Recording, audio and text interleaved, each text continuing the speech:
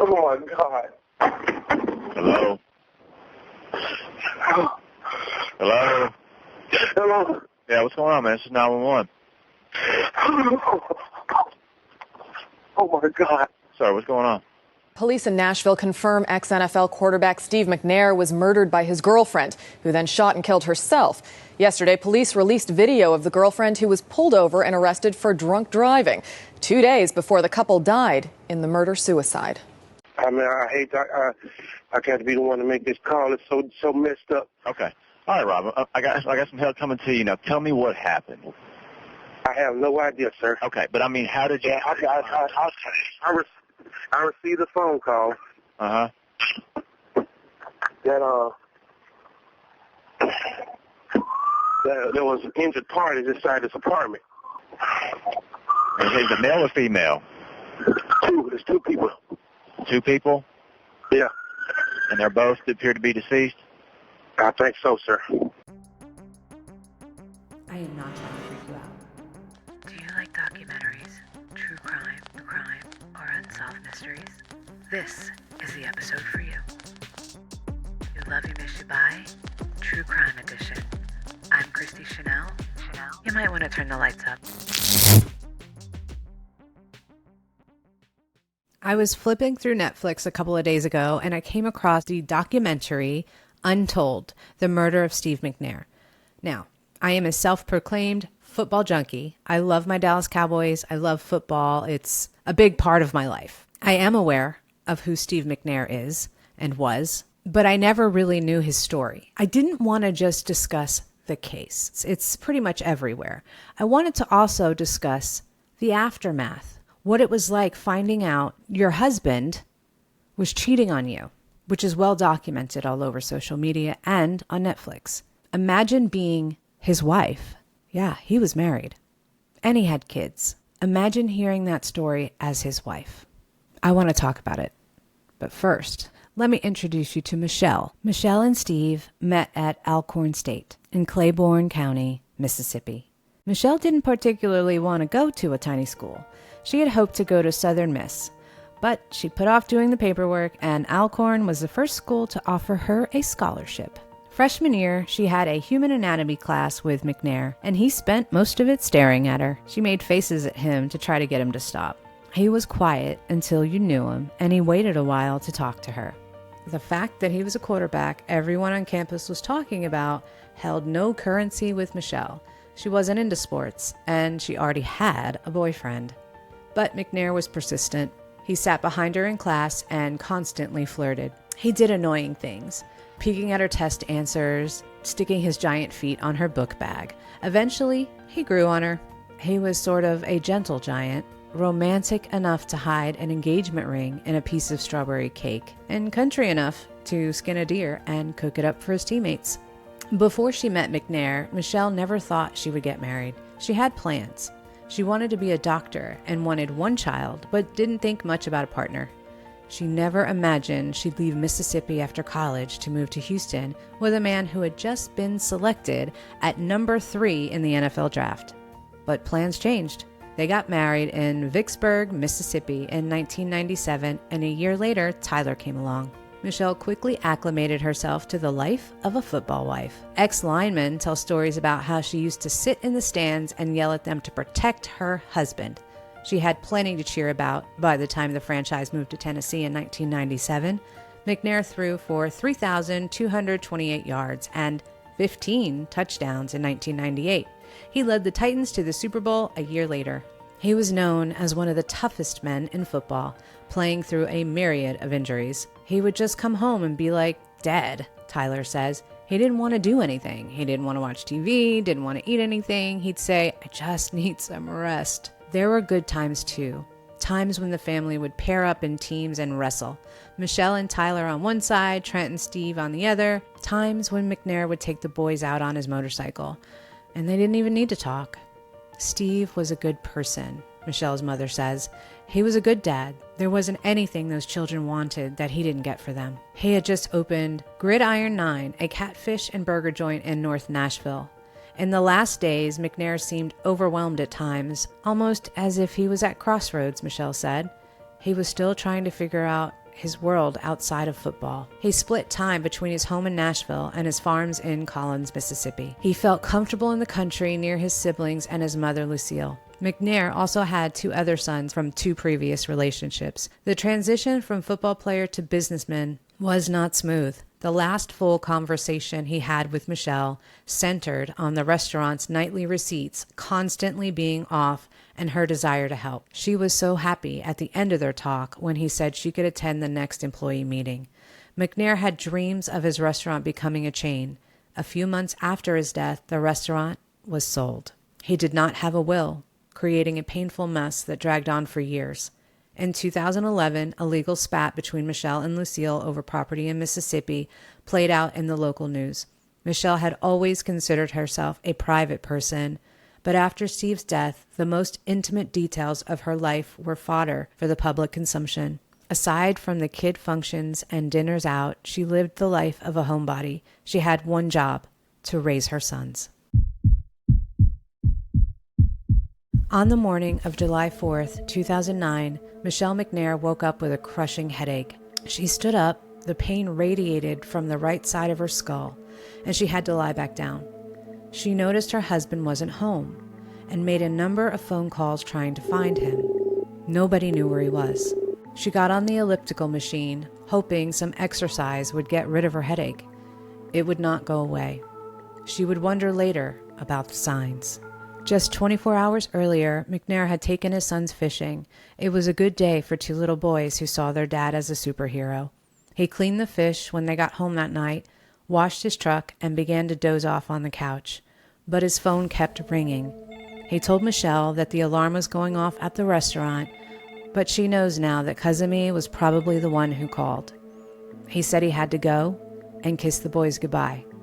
"Don't go," Tyler and Trent told him. McNair said he loved them. He kissed Mechelle and told her he loved her too. "I'll be back in a little while," he said. By all accounts, it was a whirlwind romance.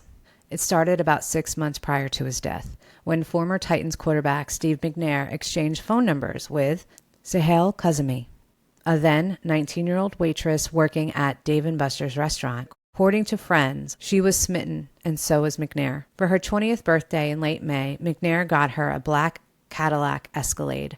Her family met him over sushi dinner that night. Before that, Kazemi, also known as Jenni, zipped around in the Bentley, telling friends and family about the generosity of her new beau, a former professional athlete. There were trips, dinners, a promise of living together, and ultimately marriage, according to her nephew. McNair took Kazemi, known as Jenni, to friends on trips to Key West in Florida, Las Vegas, California, Hawaii, and McNair's farm in Mississippi. Pictures of the smiling couple parasailing were posted on the TMZ site. Jenni told her nephew they would take a break when McNair would go away on his own with the children.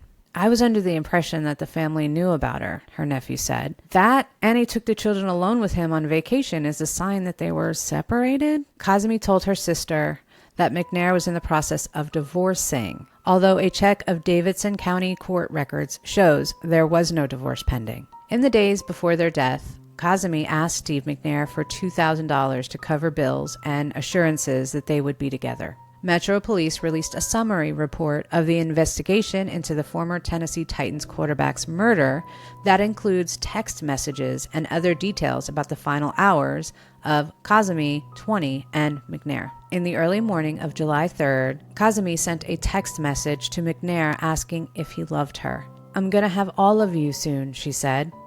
"Yes, you will," McNair replied.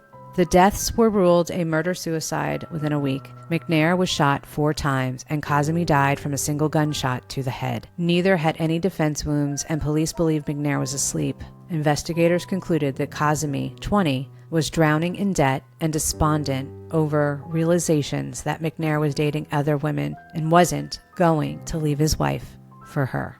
Early in the morning of July 3rd, she texted McNair saying she might have a breakdown because she was so stressed. He responded telling her everything was going to be okay. "Baby, I need to pay the cell phone bills in the hospital. Can you transfer me $2,000 to my account?" the text message said. Then, 9 minutes later, she said she might need to go to the hospital because she could hardly breathe. A few hours later, she told McNair she needed to pay some bills because they were stressing her out. He assured her he had a guy transferring the money. A Nashville woman named Lee Ignagni, not sure if I'm saying that right, told police she had been dating McNair and, in the weeks before his death, she had left the Lee Avenue condo and was followed home by a woman in a black Escalade. Lee, who is listed on the LinkedIn profile as the senior editor of a startup magazine called 615, also told police she saw the same Escalade parked outside her apartment building and circling the block on a couple of occasions. Chris Wall, who provided security for McNair's family, told investigators that McNair had got increasingly annoyed over his relationship with Kazemi. She often called him when he was with his wife and children, according to Wall, and he was getting tired of it. He had slowed down the relationship and was seeing her less often, Wall said. The following texts were received by McNair's phone on July 3rd. Interviews with friends of McNair's confirmed that he was actually out at several Nashville bars the evening hours during this conversation. Kazemi, 4:04 p.m. Baby, I have to be with you tonight. I don't care where. Kazemi, 4:16 p.m. Tell me you're going to be with me. Kazemi, 8:34 p.m. Baby, where are you going to be at when I get off? McNair, 8:50. I'm at home, baby. What time you get off? Kazemi, 8:51 p.m. Around 11. Kazemi, 9:10 p.m. Where are you going to be, my baby? McNair, 9:15 p.m. At home till the kids fall asleep. Kazemi, 9:19 p.m. Can I call you when I get off? Kazemi, 10:23 p.m. Do you want to get out and drink? McNair, 10:35 p.m. Probably not, baby. Having trouble with the kids getting to sleep. Kazemi, 10:45 p.m. Okay, I'm going to go to the condo in a minute. McNair, 10:50 p.m. Okay. Kazemi, 11:28 p.m. They asleep, baby? McNair, 11:34 p.m. They are on their way. McNair, 12:38 a.m. On my way. Kazemi, 12:38 a.m. Okay. Kazemi, 12:48 a.m. You want me to open the gate? McNair, 12:52 a.m. Sent twice. No, open the front door. Kazemi, 11:14 a.m. It's open. Kazemi, 2:23 a.m. I'm going to the store. Investigators say the last message appears out of sequence, and it was received by McNair's phone at 12:23 a.m. But Kazemi's phone, there was no timestamp on the message. McNair was found dead by police on July 4th, 2009 at a condominium rented in his name in Nashville. His body had 4 bullet wounds and was found next to the body of Sahel, Jenni, Kazemi. The 911 phone call that you heard in the beginning of the episode was made by Steve McNair's friend, former Alcorn State teammate and business associate Robert Gaddy. McNair had been married to his wife Mechelle for 12 years and had 3 children at the time of his death. Nashville authorities checked McNair's phone records and discovered he was involved with multiple women. People close to Jenni, interviewed by police, said she had realized McNair was seeing other women. Police concluded Jenni purchased a gun only hours after getting cited for driving under the influence 2 days before McNair's murder. They said she bought it off a Tennessee man named Adrian Gilliam, a convicted felon who was on parole after serving time for a second-degree murder and attempted robbery. So, as you can tell, the story looks like and seems to be a murder of maybe jealousy. The way that the movie comes off, it's showing Kazemi as a jilted mistress. I don't know if that was the case. It seems to me like in the text messages, he was responding. He was still going to go see her. Why? What would make her turn like that? To me, there's a couple of things that don't add up. I don't know. He just didn't come across in the text messages right before it happened like he was done. If he was sleeping, he wasn't breaking up with her. Unless they had a conversation, which we'll never know, before the murder. There was some bad dealings going on with his finances, his best friend, who people suspect one way or another. I don't because I watched him in this episode and he comes across as someone who truly, truly loved him and wanted to be there and wish he was to protect him. Again, I don't know. I don't know. But can you imagine being his wife? Seeing that? Hearing that? Well, I was able to pull up an article from ESPN, and this is what she says happens. Michelle's mother, Melzina Cartwright, moved in with Mechelle and Steve McNair a few years before. So her mother was living with Mechelle at the time of Steve McNair's death. When the news of his death flashed on the TV screen, Cartwright rushed through the house to Michelle's room. Mechelle had just found out. "Mama," Mechelle said, "do you think it's true?" Steve McNair was born on Valentine's Day, and he died on the 4th of July. The enormity of his death cannot be overstated. He was an NFL quarterback one season into retirement, a former co-MVP and a Super Bowl participant, murdered. Twitter wasn't a factor yet, but there were plenty of media outlets to feed off the stunning story of a Tennessee football hero killed by 20-year-old Sahel Kazemi, a woman with whom he'd been having an affair. The Metropolitan Nashville Police Department ruled it a murder-suicide, concluding that Kazemi shot McNair twice in the head in the early morning hours of July 4th, most likely while he was sleeping on the couch of his rented condo. Kazemi then lay down beside him and fired a bullet into her head. The tabloids fed off the story and ran photos of McNair vacationing with the young waitress and texts they sent each other in their final hours. Everyone wanted to know what Mechelle was feeling. How do you think she's feeling? "I don't know about her at all," says Mechelle. "You're going to have people who say, 'Oh, she knew.' Did I know about some other people and some other things? Yes. But did I know about her? No, I did not." When it hit her, she fell to the floor screaming. Her children had never seen her like that. Tyler, who was 10, started crying. He ran to the kitchen and got a knife. He said he couldn't live without his daddy and wanted to kill himself. Mechelle grabbed him and told him to stop. She said she couldn't bear to lose both of them. The vision of a 10-year-old boy holding a knife was like a cold bucket of water in her face. From that moment on, she could not let her children see her break down. She would not go to her room, door closed, and sob. She would lean on her friends, who dropped everything to be with her in Nashville, or cry to her aunts and uncles. But her sons were terrified and confused. She would not lose it in front of them. Steve McNair was buried on a Saturday in his home state of Mississippi. Brett Favre and Ray Lewis and Jay Cutler showed up for the funeral. Trent, who was 5, rested his head on his mother's lap during the service. She is thankful for the last day McNair had with the boys, and for that night when they argued and made up. "At the end of the day, that's my husband," she says. "I loved him. I still love him. He was human. He made a mistake. Nothing's going to change how I feel about my husband. He took care of us. He loved us. I do know that. Regardless of how he left here, I know he loved us. I can't say that I didn't have my bitter moments, and that I still don't sometimes, but I'm not going to hell blaming somebody or having the hate and animosity in my heart. I'm not going to do it." And I really think that that says it all. In that interview, she had had time to heal. She had gone through the pain. She had dealt with the pain and the anger and the bitterness. But it still takes me back to the day that she saw that. She had known about his affairs. And other women in the NFL know about their affairs, and they don't end up in this tragedy. But it got me thinking.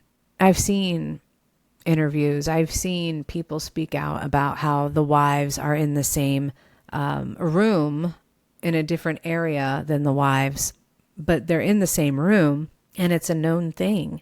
And I just find that different because I can't say I find it crazy. I don't understand it, but each relationship is very individual and very different from another. Just like there's poly and all these other things and open relationships. It seems like it's just an open relationship that's accepted and the wives are okay with it and it's acknowledged. I was curious and I pulled up an article, My NFL Story, an exploration of love, marriage, and football infidelity, written by Rachel Terrell.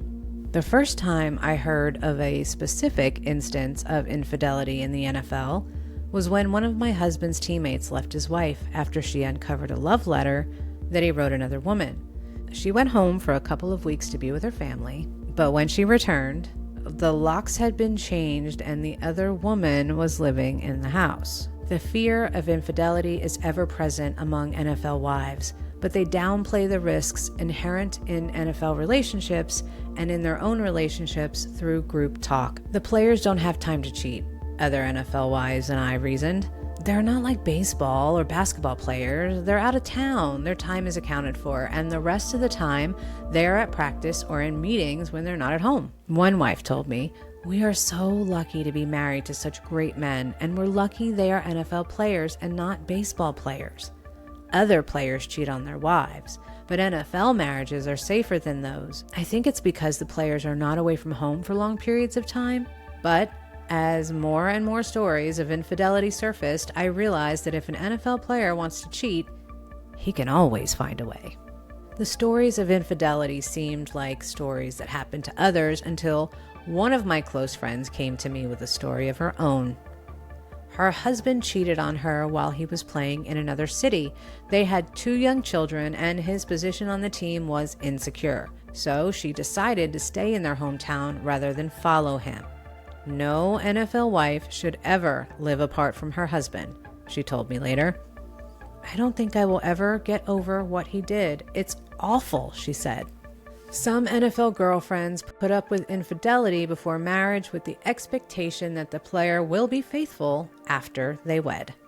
An NFL wife who dated her husband since middle school recalled the rules of her relationship changing in college when he became a collegiate football star.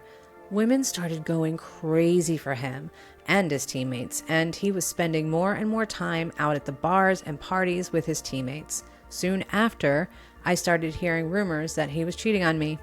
When I confronted him, he admitted that it was true. His excuse was that he wasn't ready to get married. I had to make a choice, put up with his cheating or get out of the relationship. I knew I wanted to marry him someday, so I waited. When he finally proposed after being in the NFL for 3 years, he promised he would always be faithful. I believed him. Things are different in football. It's not their fault that women throw themselves at them, but when they're married, then they should be faithful. And he is, she said. Despite spending 7 years as an NFL wife, I don't know how many marriages in the NFL or even among our friends suffered from infidelity. I believe that most NFL players are good men with good morals who love their wives and children. But marital infidelity is not typically discussed among acquaintances, and even close friends sometimes hide such details to protect their marriages. From my time on the field, I have seen that NFL players are under increased temptations as their celebrity status attracts women who might not have otherwise been attracted to them. Beyond that, sex is closely linked with football at all stages of the game. Cheerleaders dance on the sidelines, and some colleges have even been known to hire hookers. What?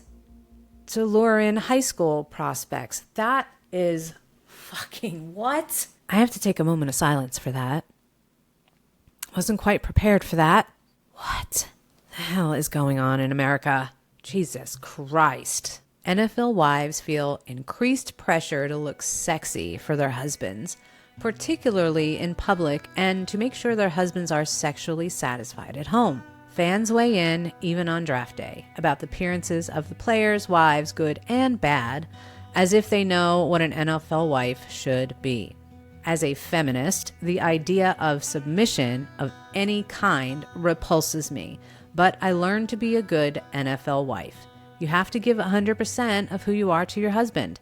You cannot depend on him, particularly during the NFL season, but he should be able to depend on you for everything. A veteran NFL wife told me that it was my job as Craig's wife to give him sex anytime he wanted it.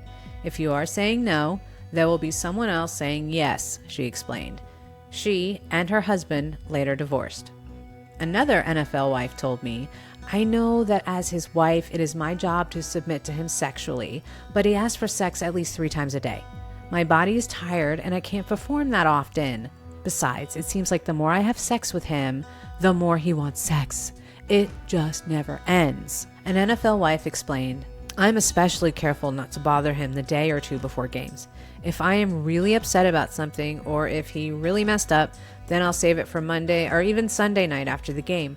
We don't talk before the game after he leaves on Sunday, so that helps me keep it to myself. Then when I finally can get things off my chest, he has time to process what I've said and we can work through it before the following game. Before I moved to Seattle with Craig, I sat down to interview the only NFL wife I knew. She disclosed the intricacies and hardships of her marriage with a former NFL player, which ended in divorce. Her story was frightening, disheartening, and sad. Our conversation reiterated what I had learned about professional sports wives from the research literature. These women struggle to maintain an individual identity in the hyper-masculine culture of male professional sports, fearing infidelity and feeling trapped in a socially isolating and restricted world.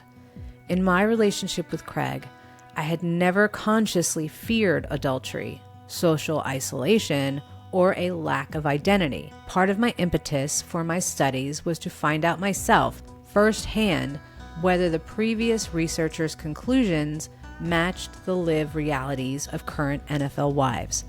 Was Craig destined to turn out like Ann's ex-husband, who was a drug addict and stole money from his family? That he used on drugs and failed businesses? Would my story someday read like Ann's? I wanted to get inside NFL relationships, including my own. Frankly, I realize now that I wanted to prove the others wrong, but I had to remain open to the possibility that they could be right. Over a decade later, I'm happy to say that my marriage never took that dark turn that I feared, but at the same time, I've seen clearly that the horror stories of the past are not far-fetching fables either. And just to give you a stat on how many NFL athletes cheat on their wives and have mistresses, I pulled up an article from Kind Bridge Behavioral Health. Here's the stats. According to the New York Times, the divorce rate is 60 to 80% for NFL players and other professional athletes, compared to about 50% for the general population, with infidelity named as a causation factor. Further, Men's Health recently reported on one dating website for married people looking to have an affair that revealed athletes are in the top 50th percentile of vocations that are most likely to commit adultery through their service. Time away on the road for games and training camps, etc., create more opportunity for those who are not emotionally mature enough to avoid caving to temptations. There you have it. The world lost a great football player in Steve McNair. And although there may be a few shadows of doubt on whether his 20-year-old girlfriend had anything to do with it, I don't know. They feel and they have said that she did it. So I don't know more than they know. I just feel like there's some unanswered questions in the whole thing. I didn't even begin to get into all the other factors that were brought up by other witnesses. There are a lot, but in the end, we lost an awesome football player. Even though he retired, he was still a father, a husband, and a legend in our football world. So with that, I guess all I have left to say is don't marry an NFL player. Love you, miss you, bye.